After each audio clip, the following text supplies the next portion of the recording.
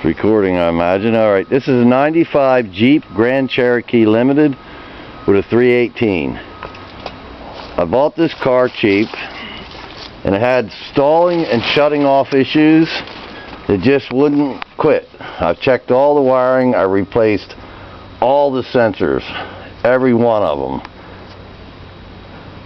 And a few were cheaper ones, so I went and got new, better made ones for the idle air control, the throttle position sensor, and the map sensor that's on this. Then I discovered something that's important that would cause all the problems.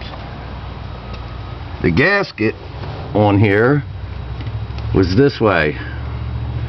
It was backwards, which meant it would suck air here in the front and suck air here in the back. So I don't know what kind of dummy put that on there, but they put it on backwards, and that could have been all the problem the whole time. Well, I go, okay, so I got new sensors for it. New plugs, new wires, new cap, new button. I got the sensor under the cap for the crank or the cam sensor. Then there's one that's down in here that's pretty hard to change. That's either the crank or the cam. I forget, but one's in the cap, one's down in here. One reads the flywheel, something on the flywheel. The other one reads the rotor, tells it when to spark. It's got a new coil on it. New plugs, new wires, and all these new sensors. And it would still start just running all of a sudden out of nowhere, running real rough and stalling, or just shutting off. I checked all the wiring, I wiggled everything under the dash, had the whole dash out of it, did all kind of stuff, and it still did it. So now I'm about to change the airflow sensor on the back, the map sensor on the front, and the throttle position sensor over here on this side, and that gasket, which was backwards, which is just nutty because it was sucking all kinds of air, but you really couldn't hear it sucking air. So if anybody has this problem with this motor, check that gasket.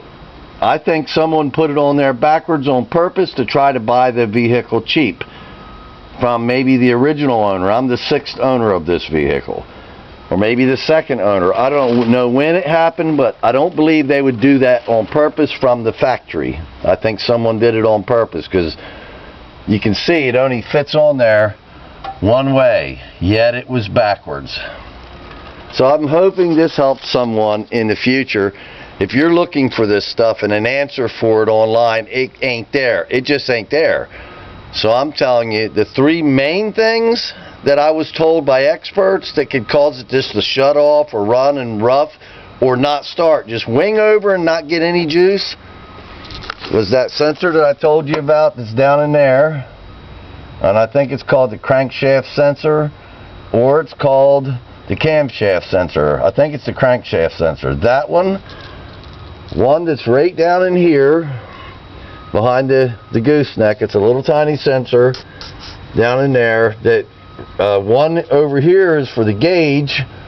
There's one right down in there for the gauge, and there's another one over there that sends a message to the computer about the heat of the motor. It's different.